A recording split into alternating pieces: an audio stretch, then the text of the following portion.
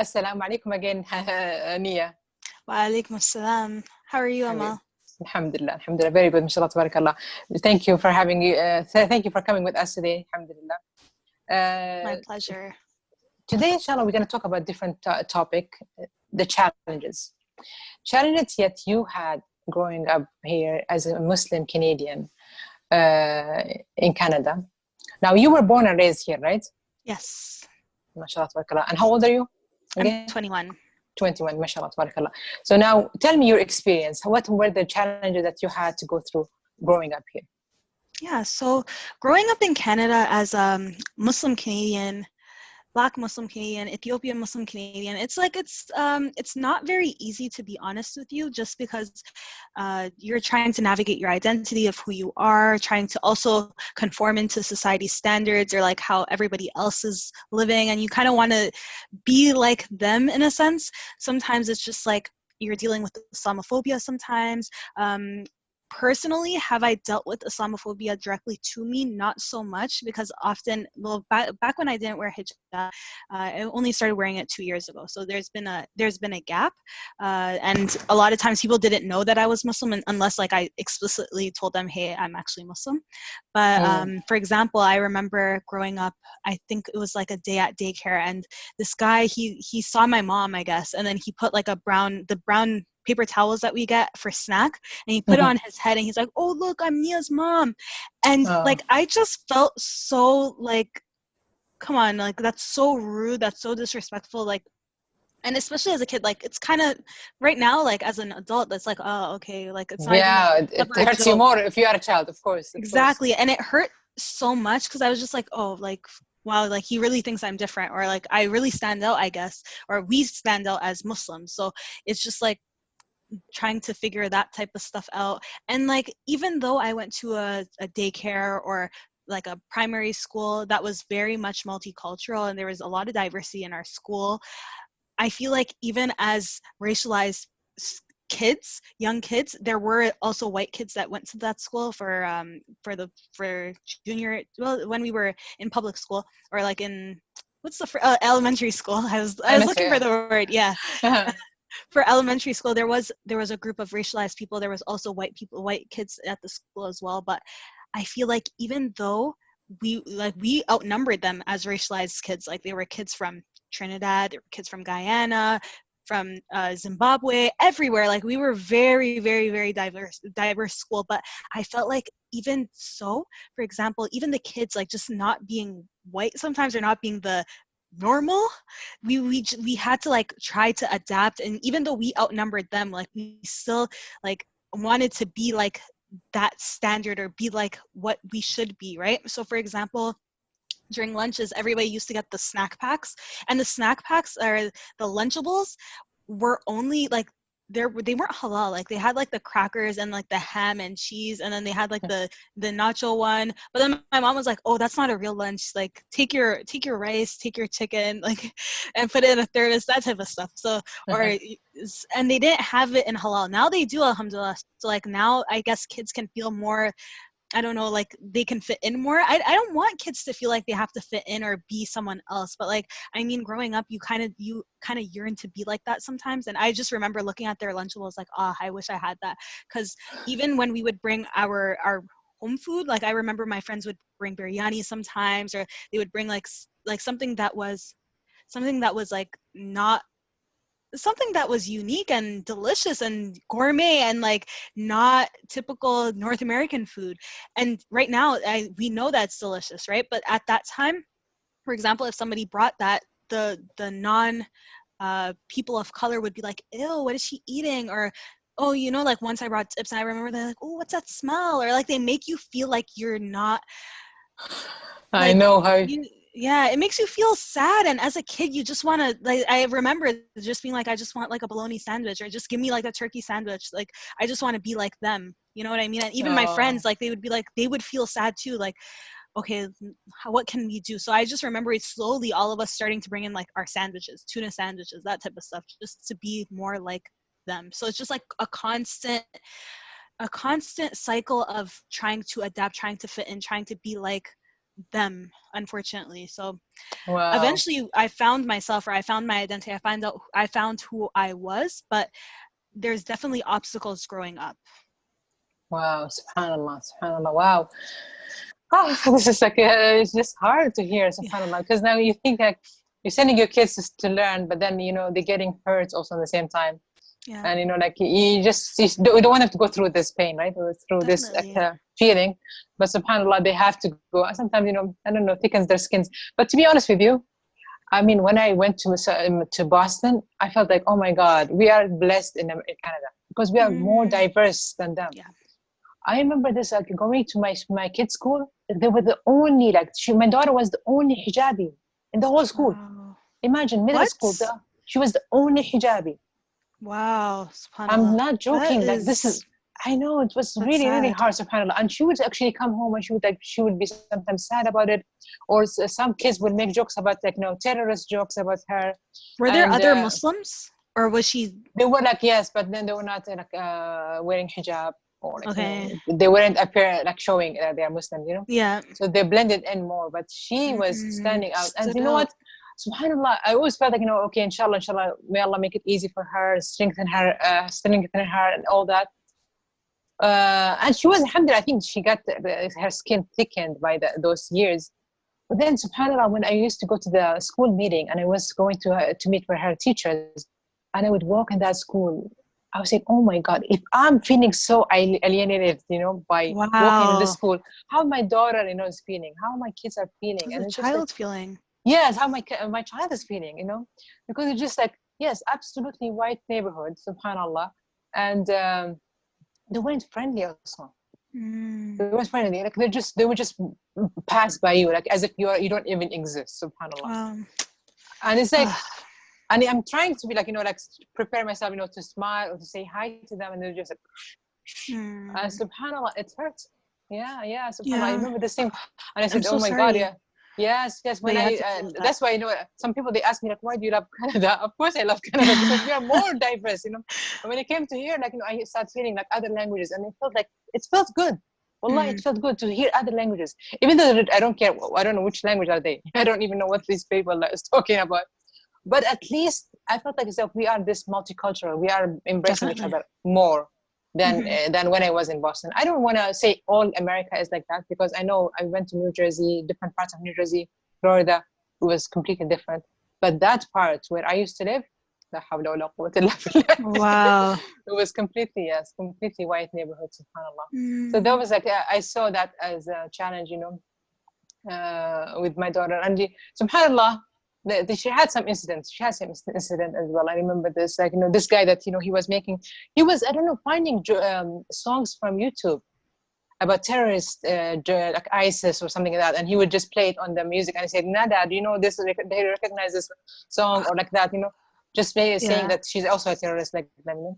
That's so terrible. Wow. Yeah, I know. Actually, what I do is I'm a part of this this group. They're like a grassroots organization. They're called Rivers of Hope, and the reason why they were founded on talking about Islamophobia, talking about these issues within our communities. Within our presentation, we talk about gendered Islamophobia, the issues how what Black Muslims face, all of those things. So and we go to different schools in the Greater Toronto area as well, because although some schools, yes, they're diverse, but then there's some schools in certain areas that would probably be like your daughter's school in Boston, very, very white. Not very multicultural. I do think it's important to talk I'm so happy that I joined them, because it's we go to the school and we facilitate workshops about Islamophobia and letting them know this isn't okay. We should talk to them about bystander intervention. How can you, if you see Islamophobia happening, if you see someone being very disrespectful or racist or rude or discriminatory, what can you do to prevent it, or what can you do to stand up for that person? Because sometimes people, they see these things happening and they just let it go. What if your daughter had one person that was there, when the guy was putting on the music, hey dude, stop, that's not even funny, something like that, so that it would prevent, it would stop him from doing that, because that type of stuff, it stays with you. It's not, that's not okay. Actually, this has happened. It's because, Nada, she had like lots of her white friends. Actually, they were like really like her, and they did not accept whatever was doing. So they Okay, went good. actually and complained about him, and he got in trouble for that. Good. So it was like, yes, he was suspended and all that stuff, and the principal talked to me about it and informed me about the, all the steps that was taken against him. So it was solved, but just like you feel bad that your child has to go through this, right? Definitely. But again, what can you do? So it's just like it saddens you, but inshallah, hopefully that this is make them stronger, inshallah, people, and make them able to stand for justice and stand for other people, because now they tried it, they felt this how it feels, right? Yeah. So inshallah, that makes them like you. I like that what you're doing. Mashallah, I like that you're involved in something like that. Yeah, wallah alim. Because I think like youth, like being teenagers, especially now, they are like in that state, like where they are actually more confused and more like who are we, and they're trying to confirm with the society, all that kind of questions that they have. So if they see someone that actually older than them, he's like more confident, he's more like he knows what he's doing now, he appreciate and embrace his identity, I think would be really good, important for them. Mashallah, tabarakallah. So keep up the good work. Oh, thank you. I think that also when it comes to like when kids are dealing with these things, or when people are like giving them these ideas about Islam or giving them these ideas about Muslims and just like who we are, it can really like, especially if the kids aren't really close to their deen or close to their religion in general, it can make them like even sway away from their beliefs, or even make them feel like it can cause internalized Islamophobia, where they just feel like they don't even like their Muslim identity or their Muslimness. So I think it's important that like we have these conversations, so people like they can check with their kids, like see how they're doing, because people need to know that these things are very common. So it's not like a one-off. It's not something that happens to some and not others. Happens to a lot of people. But you know what? And let me tell you this. Unfortunately, what's happening now, I could see that, and we'll talk about this now in the next part, is that there's a gap between the two, right? Like the children growing up here and the parents, many of them, they have gaps, right? And which makes most of the youth are so quiet. They don't want to talk about it. They just keep to themselves.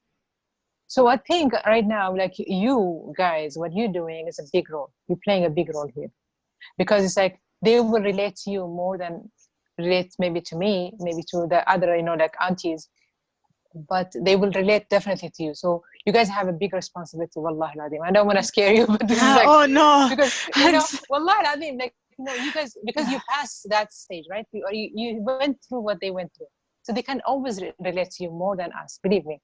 I always encourage, like your high schoolers, university students, do something for the younger girls. Just don't, because you just, alhamdulillah, you reach a level that you are, mashallah, comfortable with yourself, comfortable with your own skin. What about the other ones? Like you know how it feels, right? Just go back and help others, lift them up, make them feel better about themselves, make them feel confident, right? Because it's very important as a teenager to feel confident. Sometimes maybe they don't get it from their parents, right? Maybe they don't get it from their siblings, but then you guys can always help them with that, inshallah. So inshallah, keep up the good work. Wallahi, I'm really, really proud of you. And like, I appreciate it. Wallahi al-Azim, I'm so proud of you, mashallah. May Allah bless you and protect you, Rabbil Alameen. So now I would say, like, what do you think, like anything else, like, would be different than whatever you had as a problem, as a challenge? Do you think now the youth these days, they have something different than that?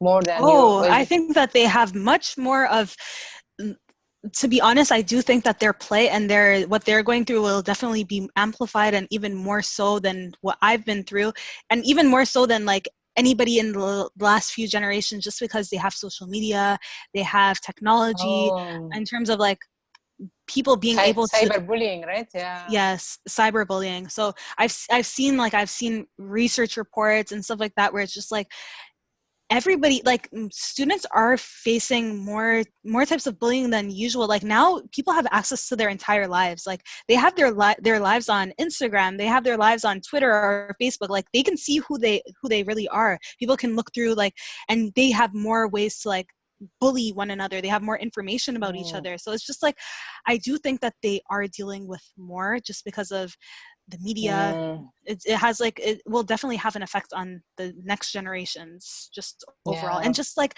trying to, for example, you trying to conform when you see the people on your Instagram explore page with like so much makeup on and such a beautiful contour and like lip fillers, and these so-called Instagram influencers like acting a certain way, and then the kids watching them and wanting to be that way, and like just like transforming into someone that they aren't, even more so because of Instagram, and everyone wants to be like that. So I think there's more, like we had celebrities, and I think every generation had celebrities or musicians or artists or like people that they look at online or on TV or movies. But now it's like, it's even more like it's in such close proximity. Like the people are like people that you know potentially becoming an influencer, or somebody that you see that looks kind of like you and acts a little bit like you, that you can even become like that. Like, oh, I can just add like a little lip filler here. No, I can just get like some contour and highlighter. Like there's nothing wrong with makeup. I love makeup. But like I think it's sad when young, like I've seen kids in high school or like even in middle school doing makeup and stuff. And like, I don't know how I feel about that. Like put on makeup when you feel okay with just being yourself and going into the world without makeup on. Be like, wear makeup when you love who your face is under makeup, when you feel, you know what I mean? Like after, makeup is nice, makeup is beautiful, but I think you should be a whole person before you start wearing makeup in general. Like you should love yourself. You know what's, Nia, this is interesting. When I used to watch lots of YouTubers and they would come to the screen, like, you know, the video without a makeup, and they would apologize for that. Honestly, why would you apologize for your face? I know. Imagine. I've seen it. It's like, so sad. I'm so sorry. I don't have makeup today. Like, you know, stuff for a lot. You know, like, this is your face. You were born with that. That's you. Why are you apologizing for that? I swear. It was like, seriously? And it wasn't like 1% or 2%. They were like many women were doing the same thing, saying the same thing. I think, I'm so sorry, I'm coming without makeup. I said, like, subhanAllah, why would you apologize? You know, that's you, that's my face. You know, like, I'm proud of it. This is how Allah created me.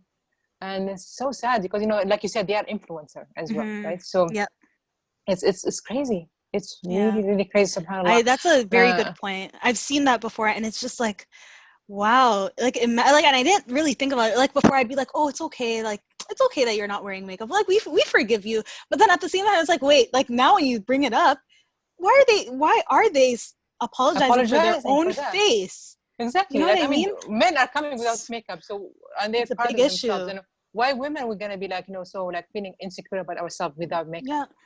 You know, that definitely. Men sometimes even they're not dressed up. You know, they're so proud of themselves. I mean, like sometimes I feel like I wish those like, you know, confidence that comes to the men, you know, comes some of it to the women, because we need that.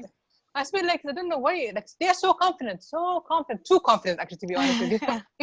Like sometimes I agree. Why are you so confident? Like seriously, like wallah al-azim, like because, you know, sometimes I had these issues, like when, let's say I would say salam or something like that to someone, and he was just think that, you know, I'm in love with him, or like really care about him. It's like, no, it's not like that. I'm just saying hi. That's so true. They are too confident, you know, and it's like we would like be apologizing for our own face. Like I know it's seriously? 2 different extremes in the spectrum. We have women over here apologizing for their face, and men over here thinking that they're the best like thing on earth. Subhanallah. Walking on earth, you know, like those men, mashallah, tabarakallah, amazing, like oh my God, it's almost like, what? Like seriously, like subhanallah. Yeah. Anyways, alhamdulillah, it was nice having you again with us, mashallah, tabarakallah, for those challenges that you guys go through, and I hope, inshallah, the parents also hear those challenges and try to help their youth with them, inshallah, bidnillah. I say this and I say assalamu alaikum to you, Nia. Wa alaikum assalam wa rahmatullahi. Thank you so much. Thank you for having me.